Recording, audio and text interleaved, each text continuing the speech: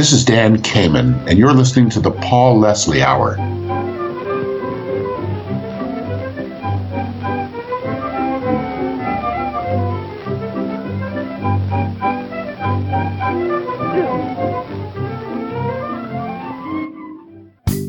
The Paul Leslie Hour, helping people tell their stories. And now, your host, Paul Leslie. Hey, it's me. Thanks so much for joining us on the Paul Leslie Hour. On this episode, Comedy is in Motion. We're joined by Dan Kamin. He's an expert in physical comedy, monster movements. In fact, he created the comedic sequences in the motion picture Chaplin, starring Robert Downey Jr., and Benny and June, starring Johnny Depp. In fact, it was the actor Robert Downey Jr. who called him the foremost expert on Charlie Chaplin. He wrote a book entitled The Comedy of Charlie Chaplin, so it's a great pleasure to welcome performer, actor, and author Dan Kamin. Thank you very much for joining us. Good to be here, Paul. It's a pleasure. So, what do you think Charlie Chaplin would say if he could see the world today? Well, I don't think he'd say anything, because his great gift was expressing the most complex portraits of the human condition without words. Chaplin had the astonishing ability to take the range of life experiences that we go through, and especially the bitter and sad ones, and turning it into hilarious comedy. I would hope if he was with us today, he'd be making us laugh without saying a word. So how did your interest in Charlie Chaplin begin? Totally by accident. I went to college to study industrial design, and I went to Carnegie Mellon University in Pittsburgh, which had an extraordinary student-run film series. And what was extraordinary about it wasn't just showing the films that had been in the movie theater 6 months earlier. Every year, they began with silent movies and worked chronologically up to the really hip, exciting films coming out of Europe at that time, made by Federico Fellini, Ingmar Bergman, Michelangelo Antonioni, Francois Truffaut.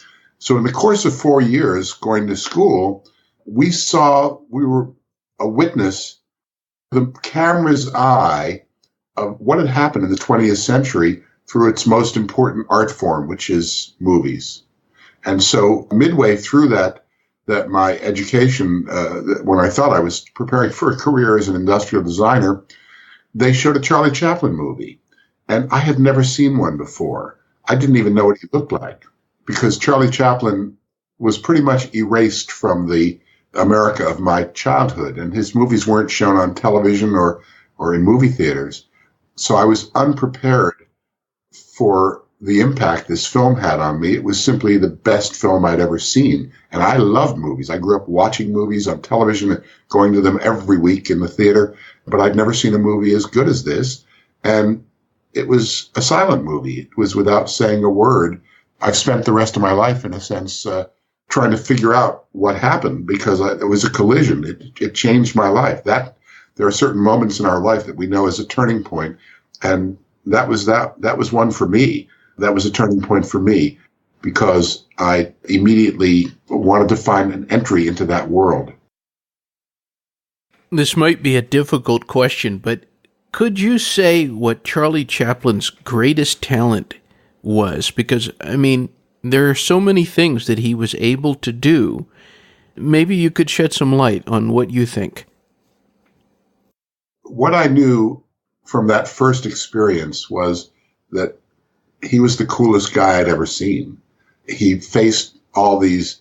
The movie I saw was The Gold Rush, his comedy from 1925, in which he's a gold prospector, and his inspiration for doing it was reading a book about the Donner Party expedition that got snowbound in the Sierra Nevada mountains in the 1890s, and to survive, they ate their shoes and eventually each other. And he thought, what a great idea for a comedy.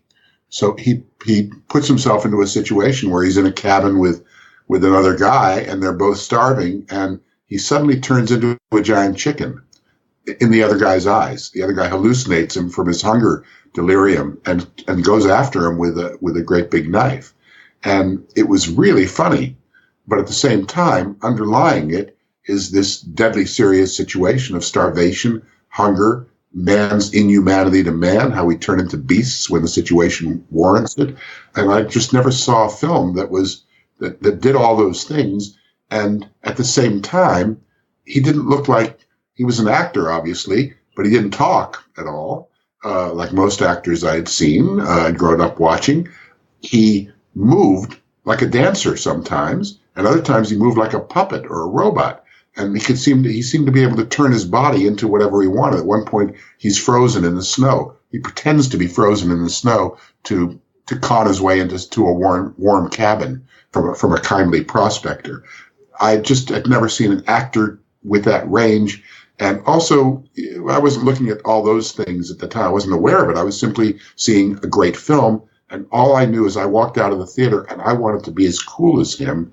And I found myself aping his movement. I started carrying, it didn't rain all that much, but I started carrying my umbrella. I had a full-length umbrella around more than I had to. And it started to take on this whole life of his own, rather like the cane that he always carried as his tramp character. I love the way that he flirted with the pretty dance hall girl. I love the way he dealt with the gigantic guy in the cabin who was trying to make him into dinner. I just wanted to be that cool under pressure as he was. I wanted to be Charlie Chaplin. And I think that's a key. You asked what his greatest talent was. Everybody wanted to be Charlie Chaplin. I mean, I now know from all of the reading and research I've done and being lucky enough to get involved with big projects like the film with Robert and other Chaplin projects over the years, that the world went Chaplin nuts in 1914 and 1915, long with the gold rush. Everybody wanted to be him. Every guy wanted to be him. You could, because his movements were simply so easy to imitate. All you had to do was spread your feet apart, lift your derby straight up off your head or whatever hat you were wearing, kind of shrug your shoulders in a certain way. Since the movies were all silent, he recognized that to be a comedian meant to do funny, not to say funny.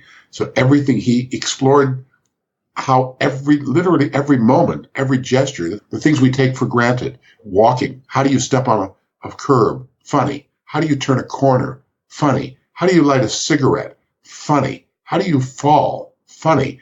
And, so it was this incredibly rich creation of a comic icon that was based on the everyday movements out of real life, turned into signature comic bits. And it was exhilarating to see. What do you think any actor could learn from Charlie Chaplin?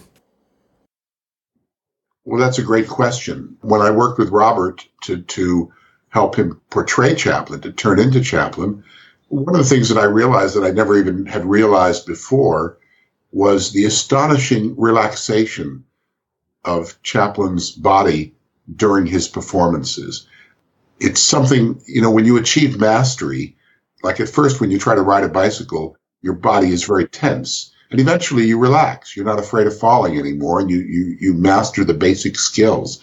Chaplin became so comfortable with his character and what he was doing on screen with he reached a point very quickly where at first he was an actor just doing what other people told him. Somebody else would write and direct the movie. Within 2 or 3 months, because his movies hit so quickly and became popular so quickly, he demanded the autonomy to write and direct his own pictures. And he was the first actor, the first mime artist of genius to be able to watch his performance from the outside, because he was watching the rushes every day, and he would go to the movie theater and see how the audience is reacting. And one of the things was that his body gets very relaxed. And of course, he's sometimes running and doing things that are active things. But if you look at any great athlete, a pole vaulter, a baseball player, football player, you see that they're not wasting any energy. They're doing what they have to do and nothing else. And this comes across very clearly. So that's an act. That's that's a lesson that not only actors can benefit from, but everybody. It's sort of the only other person who comes to mind who has that quality. I mean, there are a number of people who do, who are just great performers, is Fred Astaire. Sure, he's doing all those dances, but one of the things that makes him so appealing is that they don't look like they cost him any effort. It looks like he just naturally moves like that because of the emotion of, often it's an emotion of wanting to make a relationship with Ginger Rogers or his other leading ladies. They're courtship dancers quite often. And of course, when you're courting, all kinds of energy is released in your body.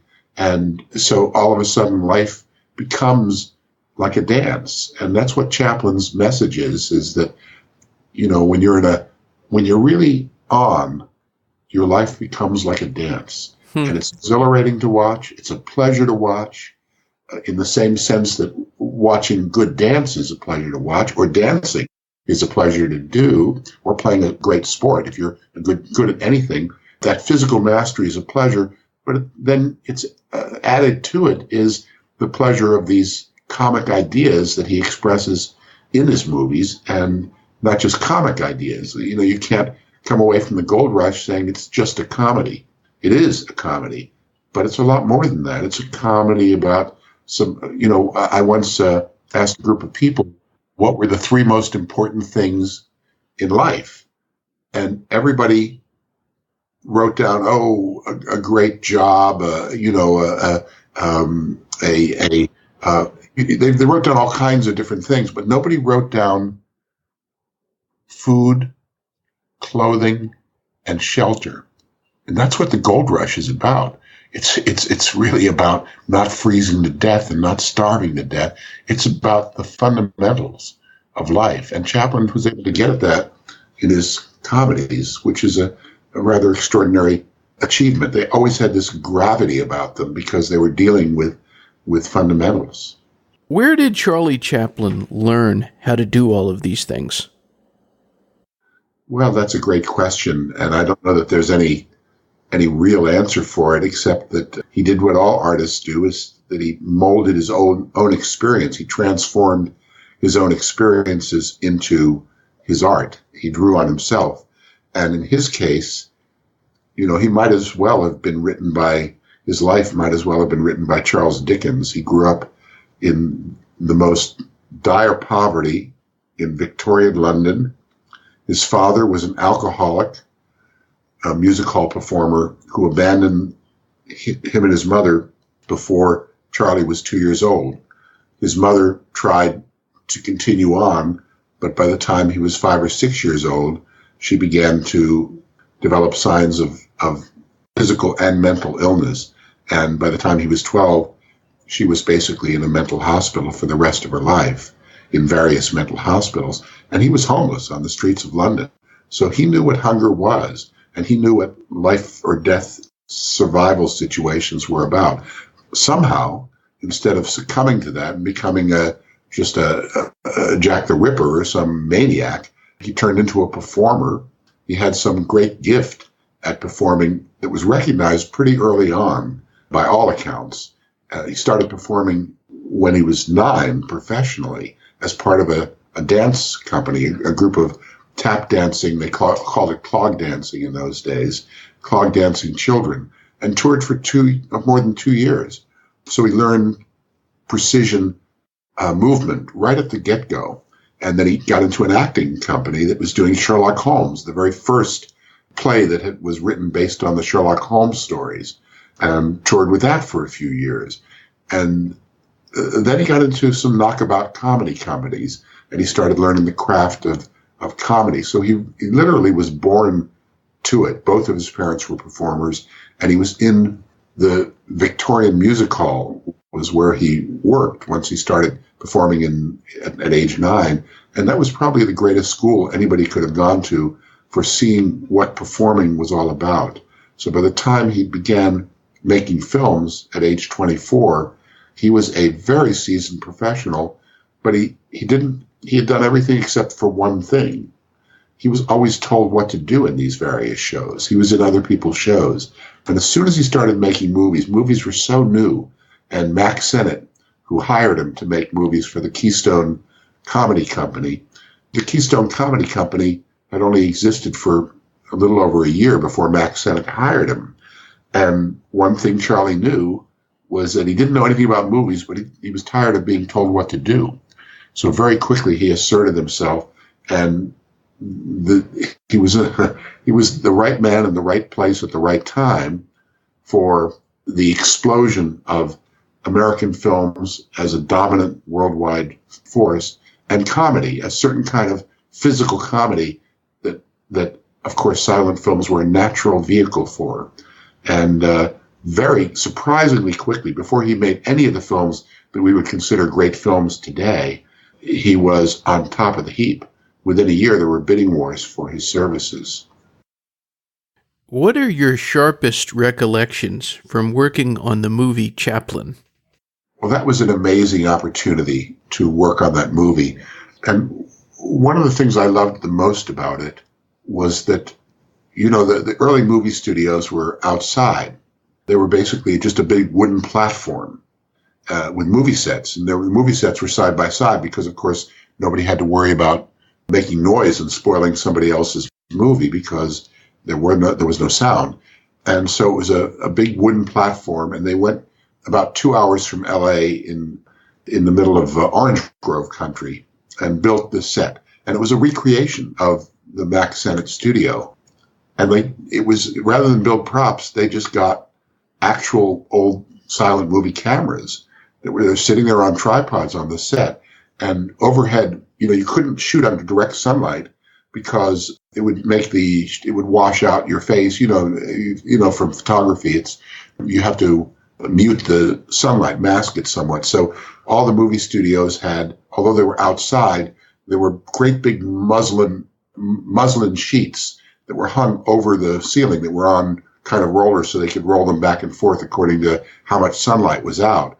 And they would diffuse the lights so you didn't get shadows that were ruining the picture, essentially, that were so sharp or washing it out. And those muslin sheets were over. And they made the stage into a kind of a magical undersea-like world. It was very amber and shimmering, and there's the movie cameras and there's the sets, and it was like being transported back in time to the silent movie era.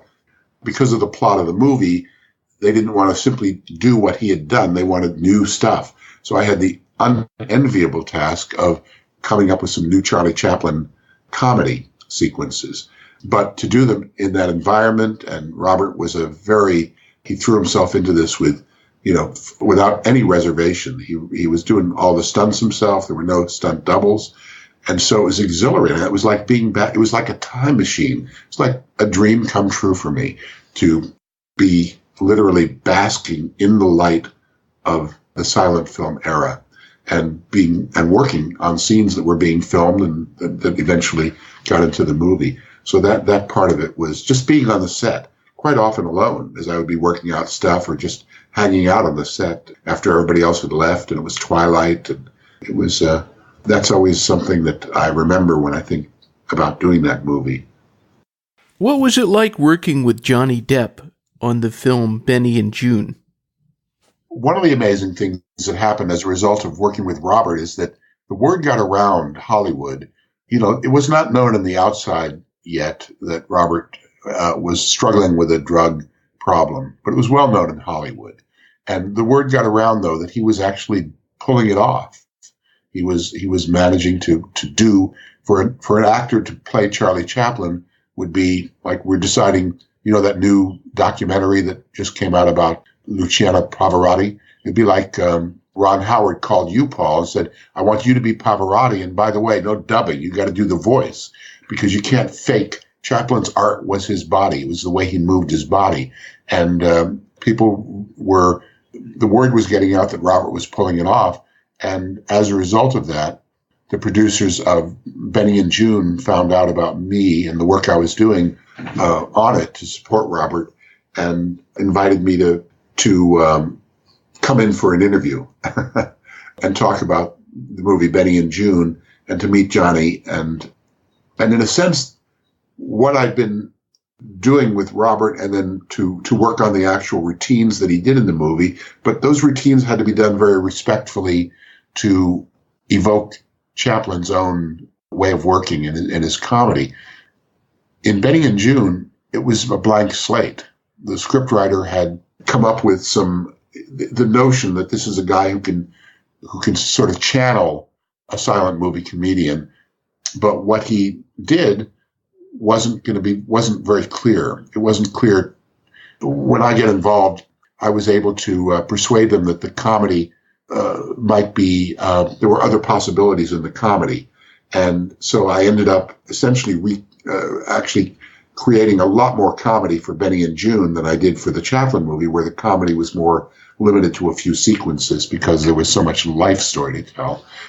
Johnny, again, like Robert, proved himself to be a very, very, he threw himself into it quite literally. Robert did some stunts, but Johnny did some quite dangerous stunts in the movie. And again, there was one stunt double for a thing they wouldn't allow him to do where he had to fall off a roof, but he did everything else himself. And it was just a pleasure working with him and working out the routines for him and with him.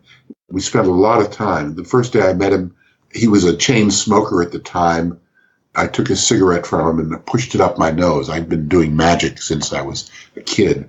And he said, "Whoa, I've got to learn how to do that." And so I showed him the thing that I say to everybody who says that to me, which is I took a silver dollar and I rolled it around my fingers and said, "If you can learn this, I'll show you anything," because basically that's the price of admission, because the magic that I like to do will take a lot of practice. And he said, "No problem." And 2 weeks later, he came back, and you can't do that in 2 weeks any more than you could sit down on the piano and after 2 weeks of lessons, sit down and play a Beethoven sonata. He was beginning to be able to do it. And so we used magic as a break because I said to him, "I want you to do this certain kind of physical comedy, and you have to tell me whether you're willing to work that hard." Because, in most movies, actors, there isn't much rehearsal time because, they kind of show up and do it till they get it right, 5 takes or whatever, and then it's done. But you can't do that with the kind of comedy that I had Johnny doing in Benny and June. It takes practice. And he was like as good as his word. And we would always use the magic as a break time. So, for example, when he does the bit which I copped from Charlie Chaplin, where he sticks the forks in the bread rolls and makes them dance on the countertop in the diner. That's something I saw Chaplin do in The Gold Rush in that first film. And I wanted Johnny to do it as part of the movie. I said, you got to tell me if you're really willing to work, because I can guarantee you we're probably going to practice for 10 hours if this is going to look any good. And he said, "No problem." And we ended up probably doing 20, 25 hours on that 30-second bit. I had actually over a month of just time with me and him to rehearse, which was a great luxury. So it was great. He was everybody thought at that time, especially because his range of films had been Edward Scissorhands and Crybaby and Gilbert Grape, or all these. Is he a really strange, weird guy? Because he was choosing these outsider roles, and but I found him to be a really down to earth person and a pleasure to be around. Was there any revelation that you had that you got from writing your book, The Comedy of Charlie Chaplin? Oh, yeah. The reason I wrote another book earlier, but the reason I wrote my first book, as I said, I was studying industrial design, and then I got smitten by this Charlie Chaplin film. Gobsmacked is a better term probably, but what do you do with that? And what I did with it was, there was a man on my campus in the drama department who was a mime artist. And at that time, mime was it hadn't become a fad yet. And it was way before people started to hate it as an overdone fad. But this guy just wore white makeup. It was a different kind of thing than silent movie acting. But it was kind of like somewhere in between that and the kind of comedy that I'd grown up watching on television by Red Skelton and Jackie Gleason and Sid Caesar. You're a little too young to remember, but those shows, half of them half the show were silent characters that they would do. Jackie Gleason would play a rich drunk guy, Reginald Van Gleason III, and it was essentially a spin on Charlie Chaplin's own characterization of a rich drunk. And so they would call it pantomime. But here was this guy performing in whiteface, and he would play all the roles himself. And plus there was this added element, which was that he was creating the sets himself. He was creating the props. The invisible wall thing, it boiled down to cliches of invisible ropes or walls. But when you saw those things, when I saw that the first time, it was like magic. It was like this person is like supernatural to be able to create all these astonishing illusions of reality, of the real world, without anything there except for his movement. And so I latched on to him the way that I had, been gobsmacked by Charlie Chaplin. I still thought I was studying industrial design. I thought I was heading for a normal life, and I was going to be a designer working in an office, and I'd have a pension and all that stuff. But I just got so, again, I wanted to know the secrets. I just would you show, and you weren't allowed to take a drama class because my classmates, like the guy who used to play music for our silent movies when we showed them, was Stephen Schwartz. He was writing his first musicals for the campus musical series. And, the drama department was very exclusive. You weren't, but this guy, his name is Jewel Walker, he was a great teacher. And one of the things I found in my life is that a great teacher is powerless before the enthusiasm of a student. And I would just stop him in the middle of the campus and say, Jewel, how do you do this thing where you're leaning on nothing? And he would take a couple of minutes, and I would go into the student union where they had a wall-sized mirror in the boys' bathroom, and I would practice for a couple of minutes until somebody came in, and I pretended I was washing my hands or something. And eventually Jewel just said, come on to the, come on to the class, just don't say anything. And so I became the master's apprentice. And after college, I realized very quickly that I had started to not only learn some of the moves, but I started getting ideas for jokes. I'd never written a joke myself, but I didn't know if the jokes were funny until I found an audience to do them for. So I became a mime artist. I was just doing silent, straight-on mime. And then I started watching the Chaplin films and seeing them more clearly, both because I watched them before, but also because I was looking at them with some of my own sense of the craft of movement. Because Jewel, part of the training was you broke down movements into its component parts in exactly the same way you break down music into scales, one note at a time, or a chord. And so it was a structural understanding. And that's when I started seeing what Chaplin was really doing. And I had gone to the library to find out that information by reading all the books I could find on him, but no performer ever wrote a book about Chaplin. And that's when I realized the only way I can read the book I want to read, which is what are Charlie Chaplin's performing secrets, is to write it. And so I wrote my first book, which was called Charlie Chaplin's One-Man Show. And that book was an act of total stupidity to write, because who's going to read a book like that? If you read any book about Charlie Chaplin that's ever sold, it's been about his sex life and the scandals and all that, the crazy rags to riches story of the person who was, in many ways, when he got famous, Paul, he didn't just get famous like a person is famous now.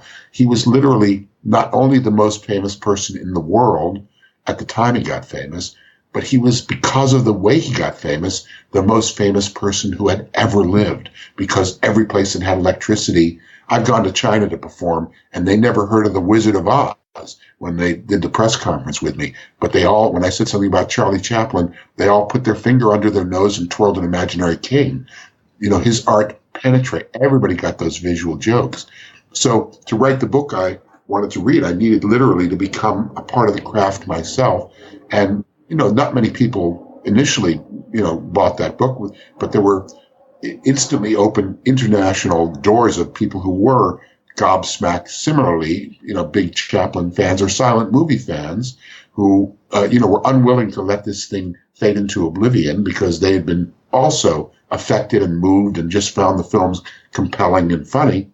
And one of the 5 people who read the book was Robert, who called me up in Pittsburgh and said, I'm playing Charlie Chaplin in this movie, and I think you may be the only person in the world who can help me pull it off. Which I'm quoting from him directly because it sound terribly immodest if I said that to him. And if it was anybody else, he would have just read the book and gotten the ideas of the book. But it was Hollywood, so he came to Pittsburgh. We started working, and he got me hired on the film. And one thing led to another, and so I, because initially I was hired to be the movement coach kind of thing, like you would have a dialect coach or a fight choreographer. But there was nobody, to my surprise, to choreograph the films, the scenes, and the writers. Some famous writers were involved in the making of that film, but it's very hard. This is why it was hard to write my book, in the sense it's hard to talk about something that is so totally non-verbal, non-words. When you're looking at a Charlie Chaplin scene, in one of my programs that I do, which is, I don't play Charlie Chaplin ever. I'm 6'3", and my body is very different, but I know how he moves, and I do some programs that are just devoted to sharing that understanding with people. And in one program, I show a 30-second clip, and I challenge the audience to unpack it, as we would say today, to decode it.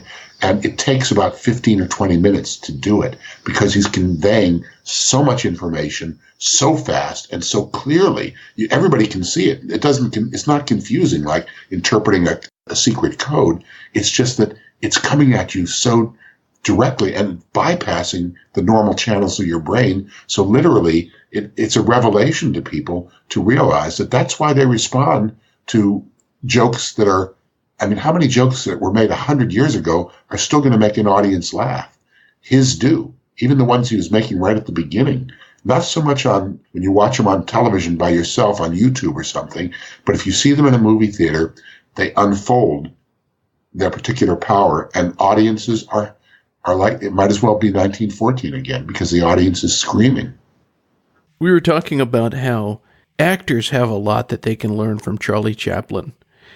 But my last question would be, when you think about the philosophy of Charlie Chaplin, the work of Charlie Chaplin, what do you think people, can learn from Charlie Chaplin? I think all art, on one level, is instructive. First of all, it's pleasure. Nobody goes for instruction. What sold it at first was it was just funny. He was just the funniest guy in the world. He was like Steve Martin when he first hit. He was like Robin Williams when he first hit, and so on. But what keeps you coming back is that there are a lot of ideas about the world expressed in those films. Like one of them, I'll just give you one of them. Chaplin is being thrown out of the rich guy's mansion in the film City Lights. And as he's being literally grabbed by the coat and frog marched out, he grabs from a fruit bowl a banana. And as the guy's tossing him out, he is already peeling the banana.